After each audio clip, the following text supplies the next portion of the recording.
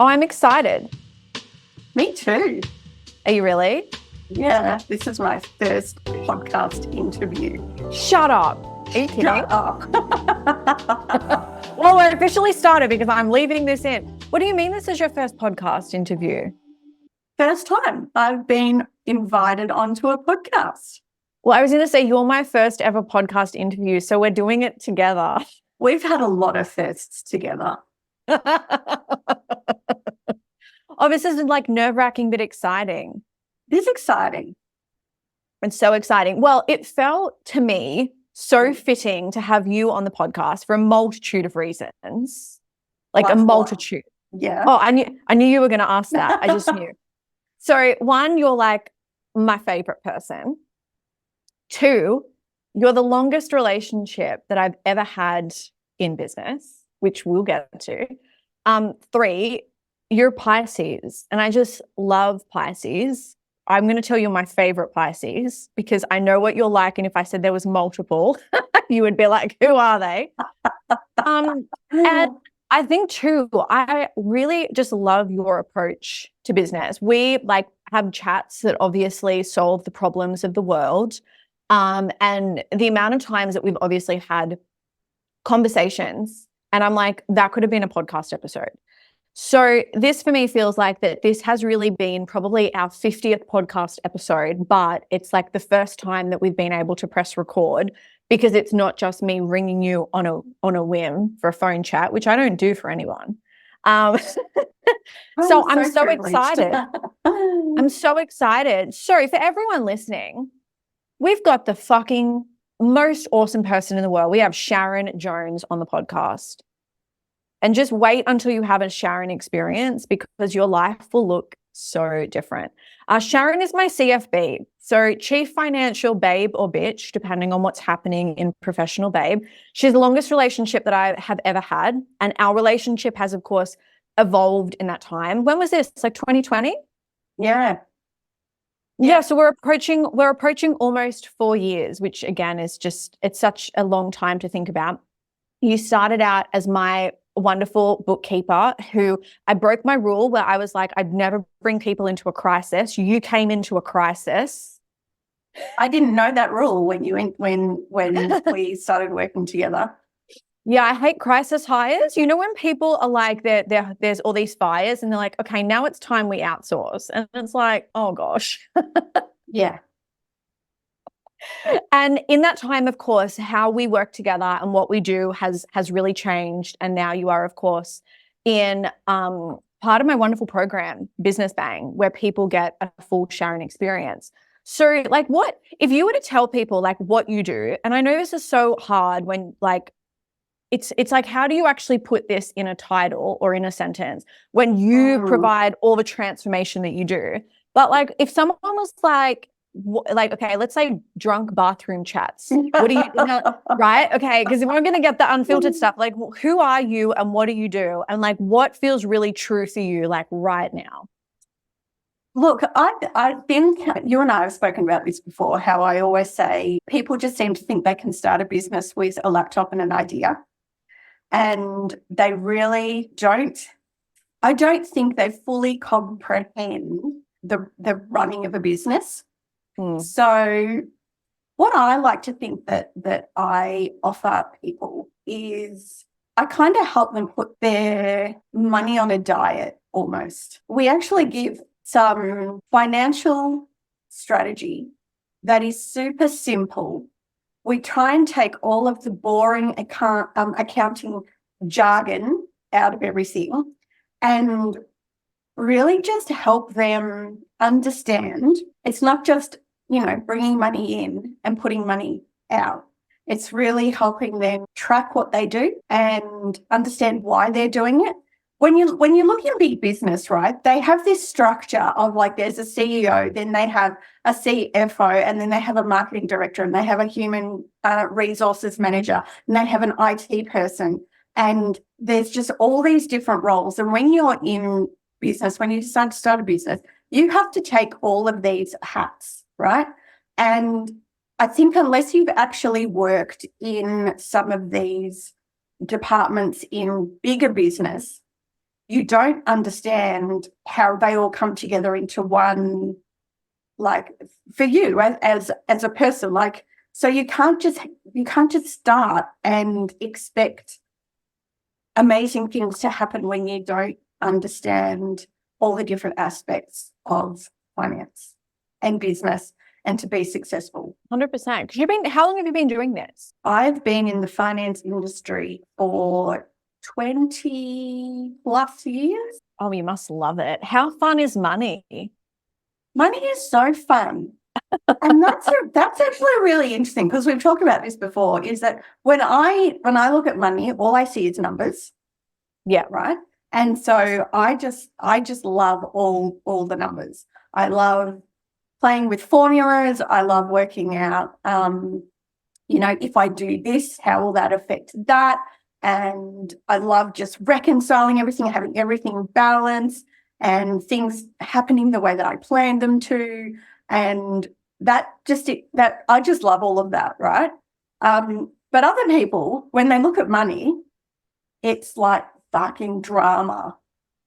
It's like, oh my God, it's, oh, I'm not good at maths, so I'm not good with money. Or, money is so dirty. You can't talk about it. Money's a little secret. You can't talk about money. And, there's just all these stories floating around. But I just love it. Money's just numbers. It's just numbers to me. Yeah. I love it too. And I know we've spoken about this before, where it's like, I think the hard part in business, depending on the kind of business that you have, if it's you and you kind of haven't had like any, I don't want to say formal business training, but if you're just like, yep, I've got this awesome idea, I'm going to go and sell it.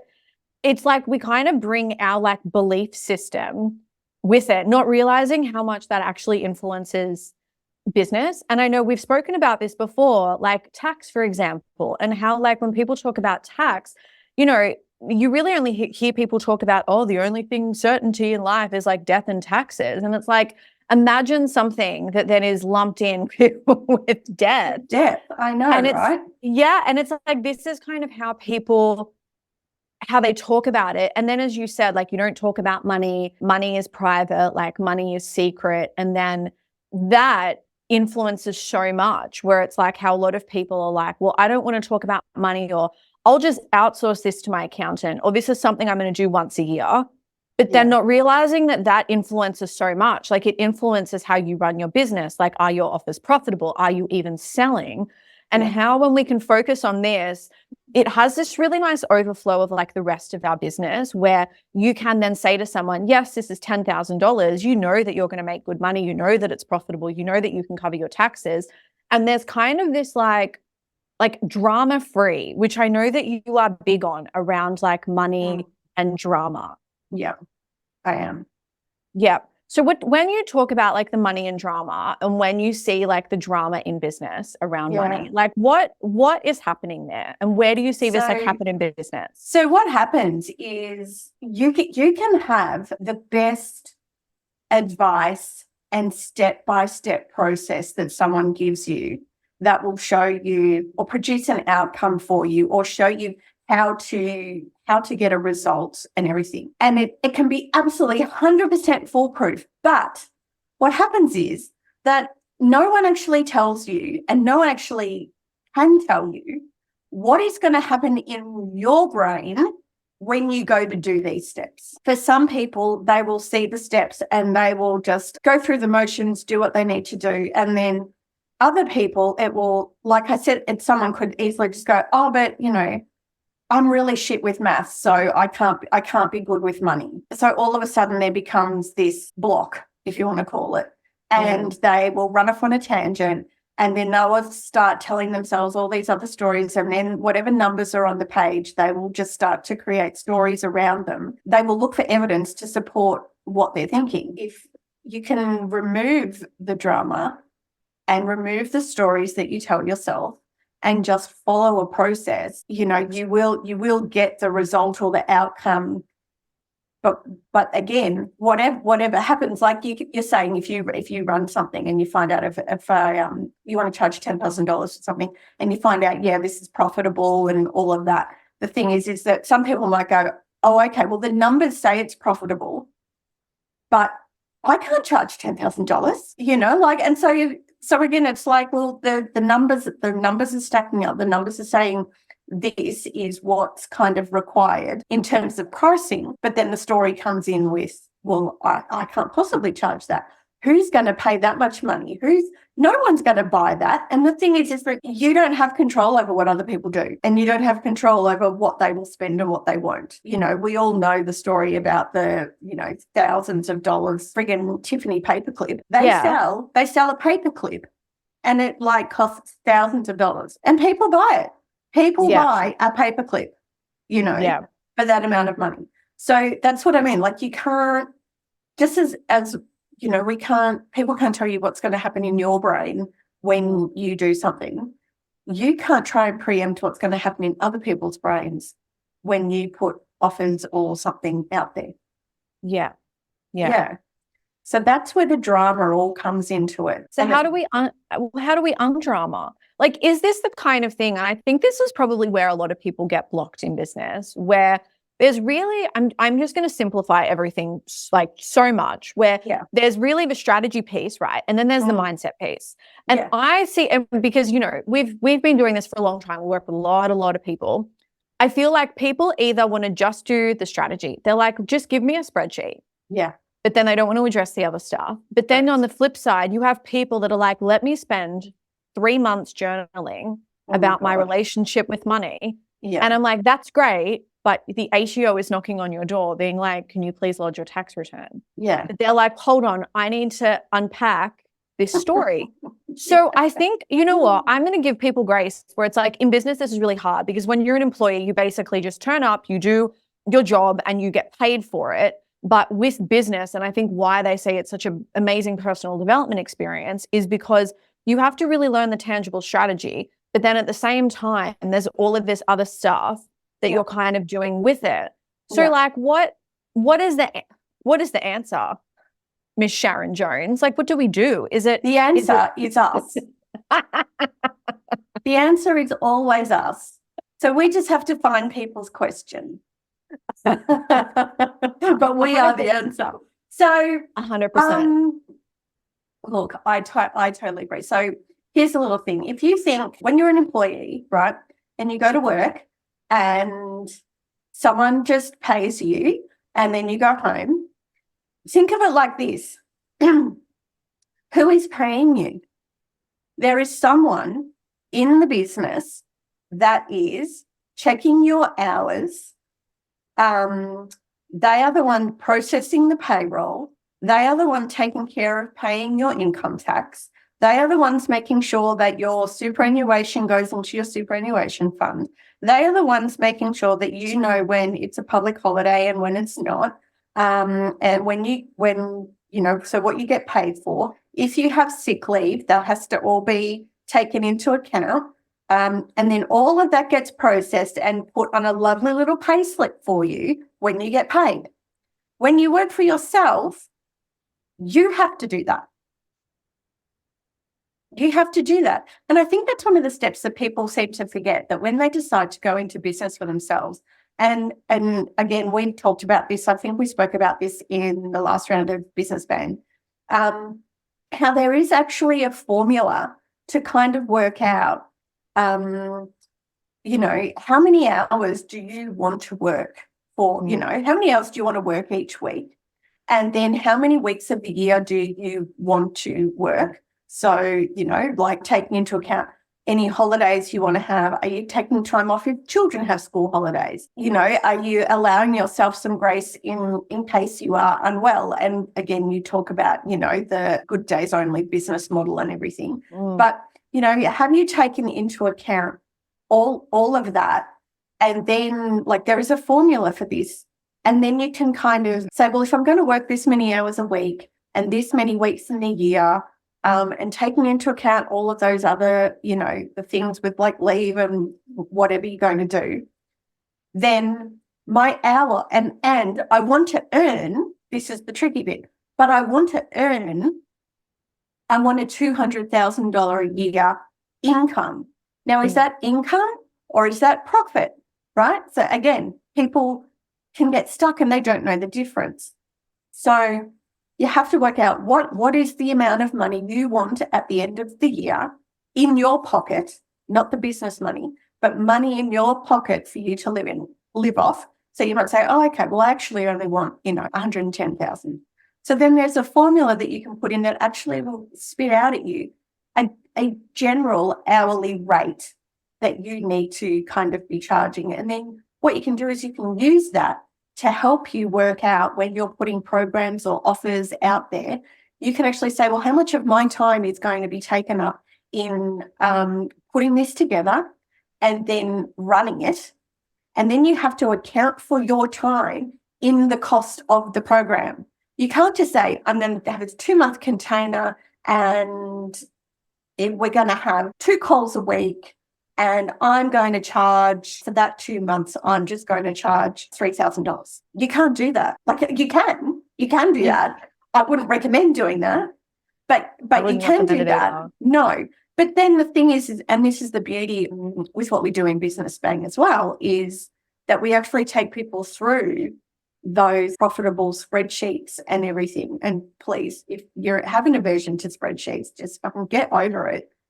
Again, it's just numbers, right? They're not that scary. So, we take people through the profitable spreadsheets and everything, and we can actually plug in and people can see on paper what it actually looks like to charge that amount of money for how much of their time it's going to take, not just in delivering, but in preparing the course. And then, how many people are you going to have in it at this cost? So this is where running through for every program that you do, this is super, super important. 100%. And I think that's really the strategy side. And this is how I this is how I like to work personally and how I approach things.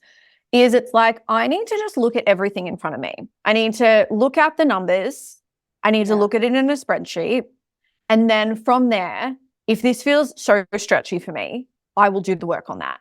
So for example, it's I may decide that I want to do a launch and that I want to make this much. And then when I run the numbers and I put, my time and that the fact that we've got business expenses. And again, this is something I want to cover because it's something that I think that the managing money side of things can feel a bit overwhelming for people. But, when I look at everything, the fact that we've got GST, we've got tax, and that I'm a business and that I'm here to also make profit, not just coast by, is sometimes I'm okay, well, cool, I'm going to have to charge more for that.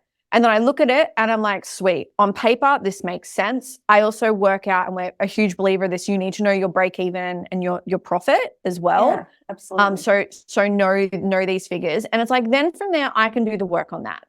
And it's cool, if I feel really activated by the fact that I now am charging $8,000 for this, what is going to be more painful for me to not actually do the spreadsheet and to do this thing, be 6 months down the track and lose money, or be in a situation where I'm shit, I've taken all this money out and now I can't pay my tax? Or is it actually going to be better for me to just go through the uncomfortable process of potentially looking at what's coming up and my beliefs around this, and then kind of doing the mindset work as I do it? I always have loved how Gary Vee says you can't read about doing push-ups. Yeah. You kind of have to do the push-ups. And I think in business, we see this all the time where people want to grow this big business. And when you ask them, how big do you want it? I want to make $1 million. And it's that's great, but you can't even sell something that's 1,000. If you even talk about that, you feel like you're going to be, going to be sick. So this is where it's I love having the process of the spreadsheets and looking at all of this and then being okay, sweet, if stuff's coming up for me, entrepreneurship is an action. Let me just work on this on the job.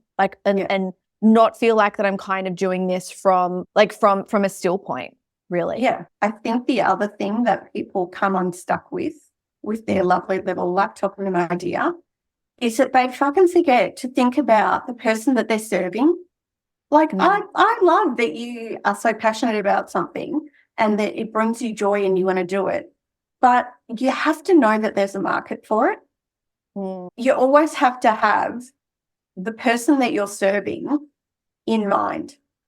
Because if you are going to do something that is for sole traders that are just starting out and they need some hand holding, they are not going to be in the position to pay $8,000 a month for, a massive mastermind or a coaching program. You have to keep in mind who it is that you are serving always. Yeah. And this is something with that, when you look at the numbers and when you actually map them out, and I know we've discussed this before, when I remember when I first created Business Bang and I sent you this profit spreadsheet. And I was freaking out about something. And you just said something so funny. You're like, I said, I can't charge this for that. And I said, and the reason I said that, this wasn't a block or a belief. It was, this is the target market. This for them is stretchy. And ethically, I can't get behind charging this. And you said something so funny. You were like, we'll take stuff out. And some people might be like, well, how does that make sense? But it's like, but when you actually map a dollar figure to everything and you look at it on deliverables, this is where if you are, running your business like a business and not an employee in a business, you can be like, okay, well, sweet. If I was going to do 4 hours of one-to-one strategy, I may only be able to do 1 hour. And this potentially will need to be something where I'm going to have to pre-record some masterclasses, and I'm going to do that. So then instead of putting all this time in here, I can then pull some out. This then makes the price the better. It actually suits my target market. Yeah. And I know this because I've actually taken the time to do this. And I think this is something that we sometimes forget, where we feel like that we're up against a wall with our offers, being like, no one's buying it and I can't take anything out and I can't do this. But it's like, if you haven't actually mapped out all of the numbers, it can feel like that, because I think it's hard to kind of do this when it's in your head instead of like seeing it in front of you. Yeah. And because it's told to you everywhere, over deliver. You have to have value. Where's the value? But the problem is not only then are you stitching yourself up from a cost perspective in terms of what profit you can make, or you're stitching up the people that you're serving because you're pricing it way out of reach for them. So again, you're trying to help people, and if they can't afford it, then you're not helping anyone. But you have, if you run your deliverables with your costing and everything, then you can make sure that there's value. There's still value in there, but you can change the way that it's delivered, or you can actually split things out, make it bite-sized for people. Yeah, but I find that a lot of people get completely overwhelmed sometimes with what people try to jam into courses. And so they get to the end of them and they don't really feel as if they've got anything from it. They probably feel more out of control, because now the thing is, now they're aware of what they should be doing and they're not doing it. And so all of a sudden the spiral continues and they're still up in their heads with all the drama. So from the strategy point, yes, totally work out. Yeah. Or you have your target market. Who are you trying to serve? All your deliverables, work out your profitability, all your costings, and then you can get to work. I was going to say, you just brought up a really good point, that I think a lot of people at the moment, we're in this interesting time. I know that there's some stuff going online, people that no one's spending, this is happening. I'm like, oh my gosh, business is so cyclic. Like, I started my business, my first line, 2009, which was really off the back of, we had a recession, was it in 2008? Yeah. And it's like, that's when I started my first business. And that was bricks and mortar in a regional town, which was just, being my first experience was very different. But I think now, because we really have a lot of information continually like shot at us. Like, you just need to open Reels or TikTok and you think about it, like they've broken down like really important elements of a podcast, and you could be scrolling for 5 minutes and you have just consumed all of this stuff. And now I think because of that, we have people that kind of have this awareness, which is then kind of like, in a way, paralyzing them. So they're purchasing programs and then feeling like, well, I need to do all of this. I need to be in 5 different masterminds. I need to pay for all these people. But then it's like, we really only have, it's almost like an information overload that happens. And then from that, there becomes this feast and famine in business, where people either want to spend everything or they do not want to spend anything. And I've had this conversation before with clients where I'm like, email marketing would be so good for you. And they're like, I don't want to spend $30 a month on software. And it's like, oh my gosh, you've just spent $10,000 on a business coach, but not $30 on a piece of software that will actually make running your whole business easy. Yeah. So I feel like at the moment, there's a lot of people online with strong opinions. And like, what would you say then for people that are maybe they've purchased something and they feel like they've been quote unquote burned, or they feel like that I'm doing all the right things. Like I've invested and I've worked on my money. Like I bought this money course, or I hired a bookkeeper, and they kind of feel like that the more they spend, the messier it gets. I know it's a big question. It is. Honestly, I think because people now are basing business around how they feel. Oh my God, 100%. I was gonna say, you can be so controversial here. Someone messaged me the other day. They said to me, they're like, I love that you slap me around on the podcast. I 100% think this, the feeling part. So talking to that. Oh my God. And that as a Pisces, you know, I'm all about the feels. I am all about the feel. You know, we see this with human design, that people are like, I can't stick to this because I'm a Mani-Jan. Exactly. Or I'm an Aries, or I'm this, or I'm that. Yeah. And it's like, I know that we've discussed this before, where it's like, but if you want a big company, right? If you want a business, you have to stop being an employee, because we both see this as this is the employee mindset, where it's like, if you're an employee and you don't feel like working, you could probably get away with not doing anything. But if you appear busy, it's fine. Yeah, because as an employee, you know, they'll just go and stand in the staff kitchen and have a bitch about Karen down the hall. Yeah. And it's like, if they don't feel like doing it, it's like they probably can coast by for a bit, not really having to, depending on, of course, their job.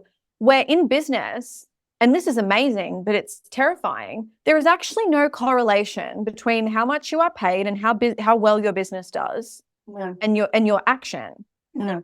And I think because of that, we have a lot of people that are running their business based on emotion, by what is happening in their business, forgetting that, well, you just have a business. Like if you have a low month, that's okay, because if you're in this for the long game, dips happen. Like if you have a client that hasn't paid you, it's nothing against your self-worth, but people will kind of bring themselves into it, being like, oh my gosh, I can't believe they do that to me. And it's like, oh my, they're not your friend. You know, it's like, well, they may have just forgot, or like maybe follow them up, or like, do you think big business doesn't have debts that they have to chase? Like if someone owes you money, you ring up and you tell them.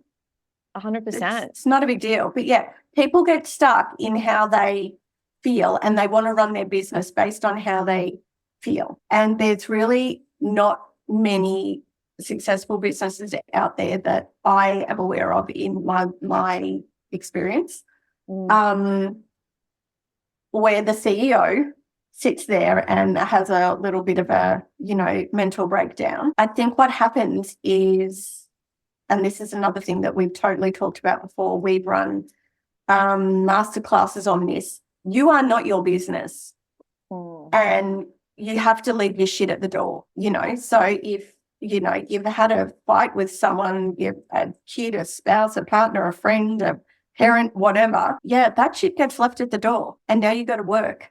Whereas people will bring their entire life drama into their work day, because they can't seem to separate that they're not their business. And that's something that I would call like employee mindset. And I see this a lot with sole traders. And I think this also comes back from, I remember when I had my studio and my accountant kept saying, you're your business. You have one tax return, like you're your, and I just kept hearing this like, oh, I am my business. And because I was like, oh, I've got one tax return, I had the worst habits. So I would be out, and if I'm like, oh, I don't have any money for this, I just use my business credit card and I just pay for stuff. Yeah, because And you own then- your business. And then I would take all this money out. I'm like, oh, well, I can do this health retreat because it's work related. And it was so messy.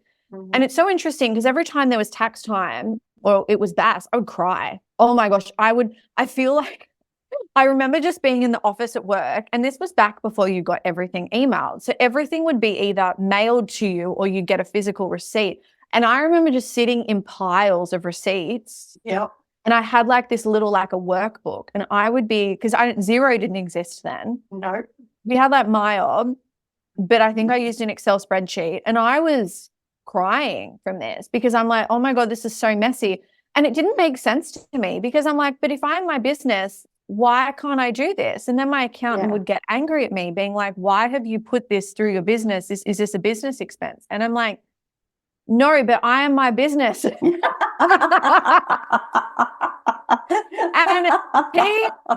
it's so funny because I was like 20, right? And he just couldn't understand this. He was like, and then he said to me, it's so funny because when you get your tax return, I'm like, I haven't paid myself shit. Where's all this money gone? And he's like, you've taken it. And I'm like thinking, where is it though? Where is this? And it's because he had to code it where it's like, well, that was my drawings. Yeah. So it's like, because I didn't know this, and it's so funny. This has been something I've really had to work on, where I have actually looked back and I had a lot of beliefs being like, oh, I'll pay super when I'm earning more money. I'll start to put money aside when I'm earning more money. I'll pay for help when I'm earning more money. And it's like every time I got into this really bad habit of like moving the goalpost, where it's like in my head, if I was say around 3,000, in my brain, I'm like, oh, 5,000.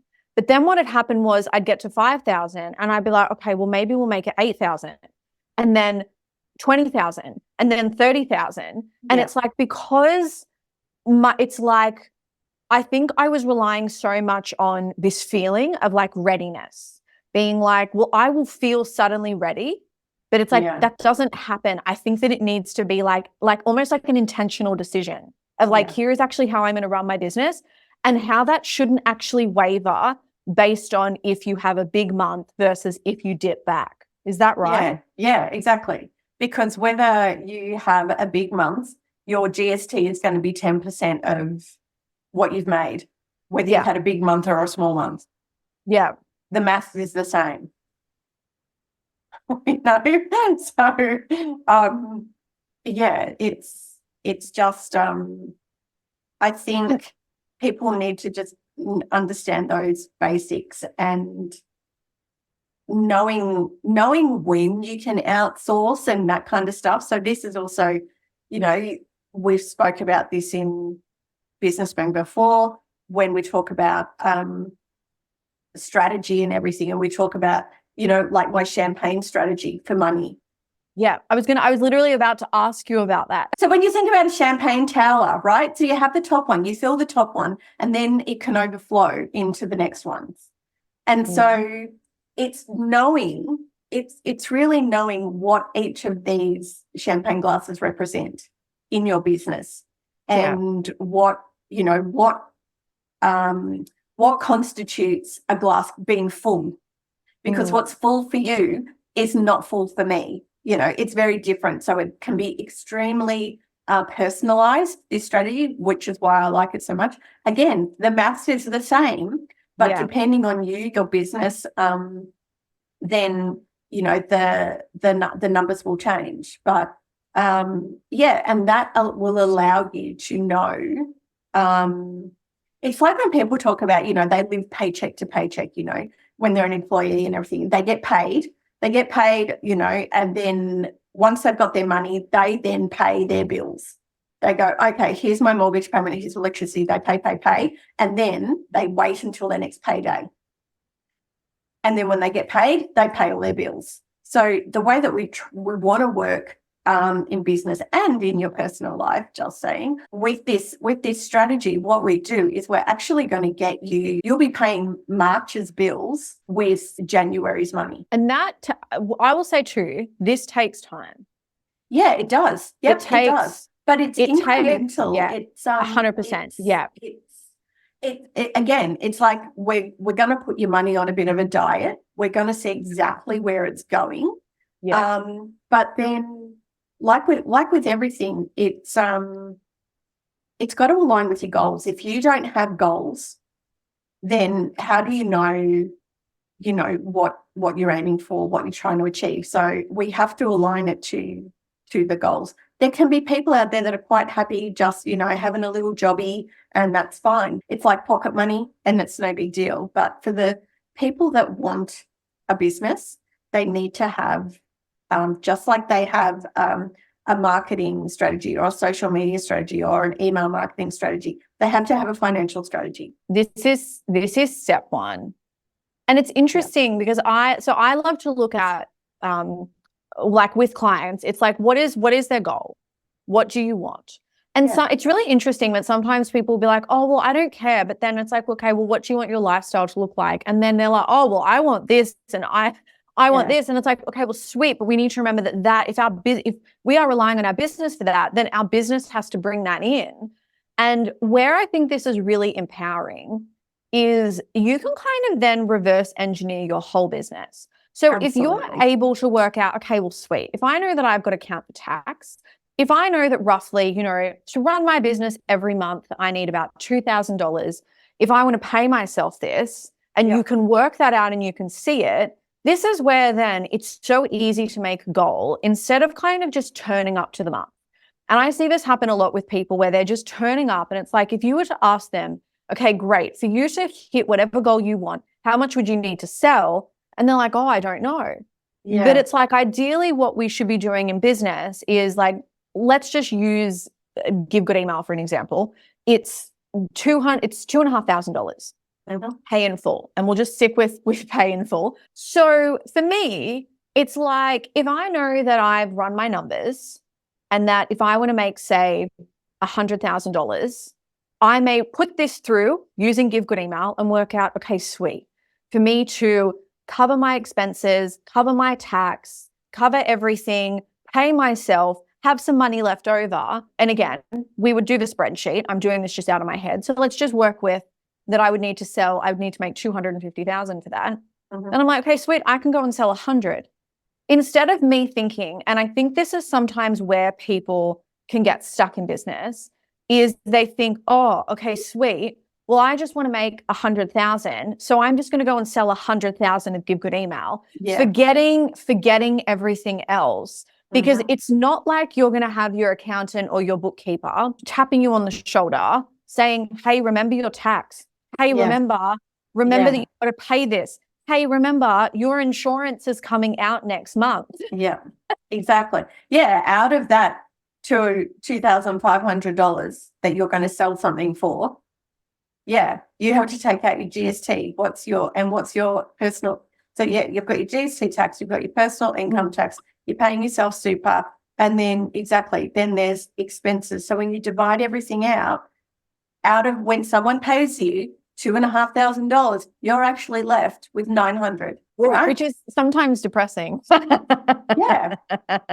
Look, can be. Yeah, it can be. But this is why I highly recommend that you have an entrepreneurial bookkeeper.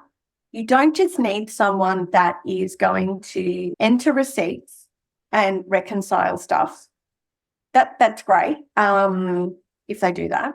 But there's got to be like a next level when you're working by yourself. You need that advice and assistance, and something as simple as, like you said, you want to make so much money per year, and if you work out how many Give Good Emails you need to sell and everything, it's almost a profit first type strategy, but not. But we have all the spreadsheets. We do all of this stuff.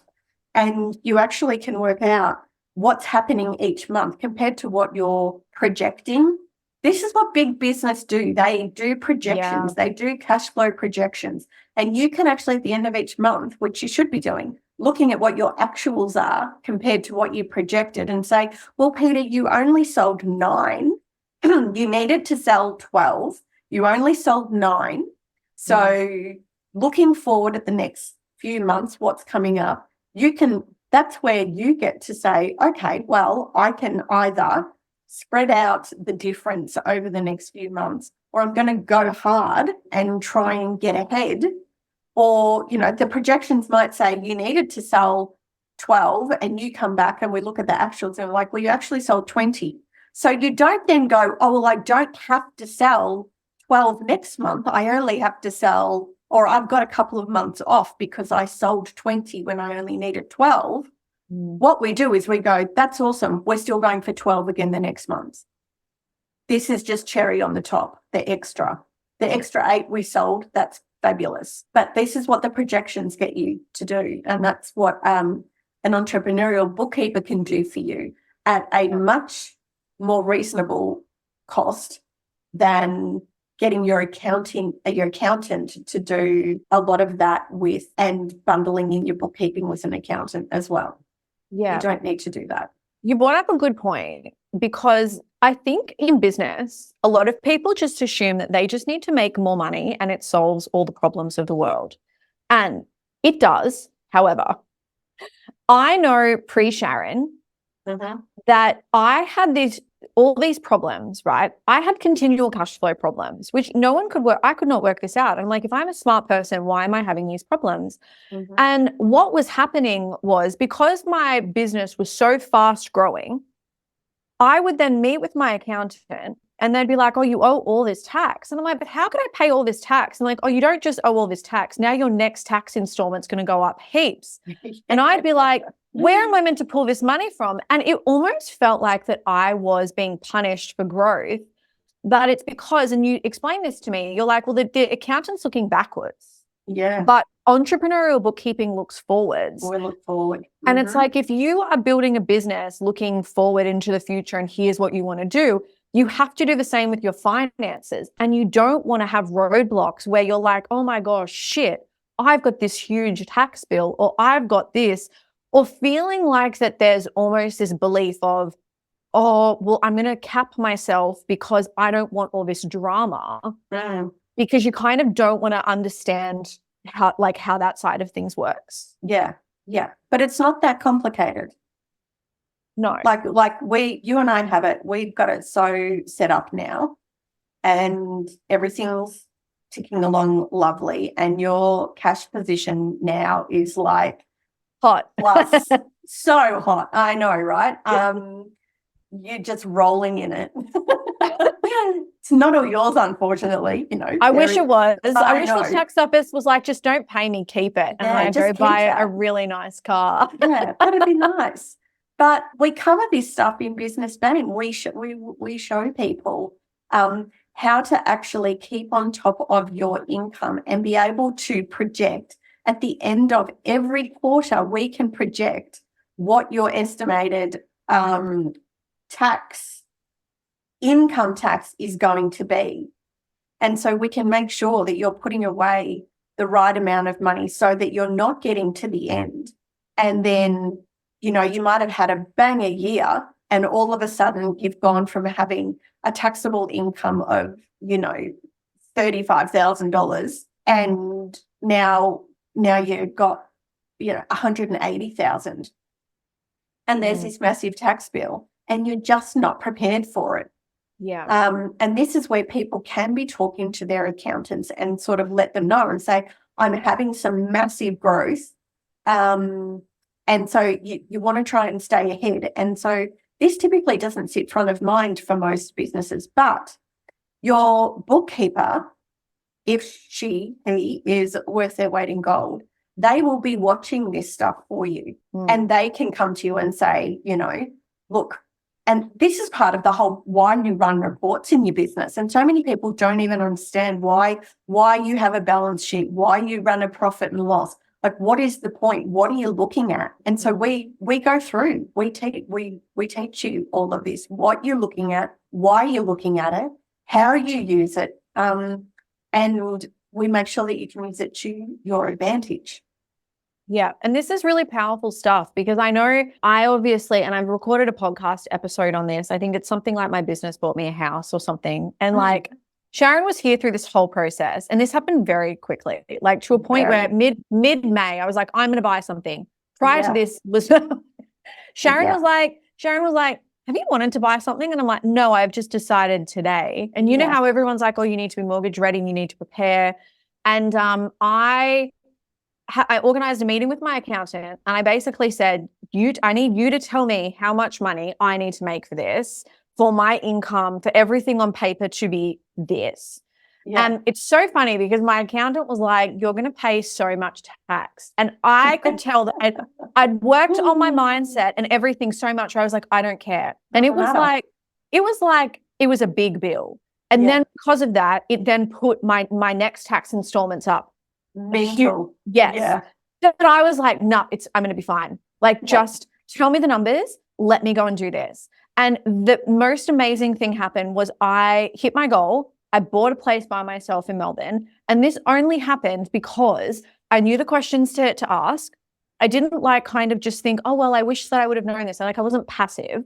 I had an incredible team and I knew the numbers. So then I could show up to my business and I could business plan accordingly. I wasn't kind of just being like, oh, let me just hope that sales come in.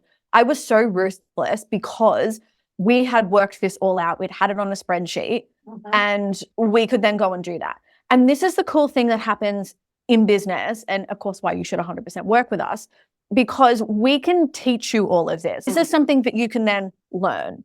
And it's a process that you can apply to your business. It's not something where it's like, oh, here's what's worked for me.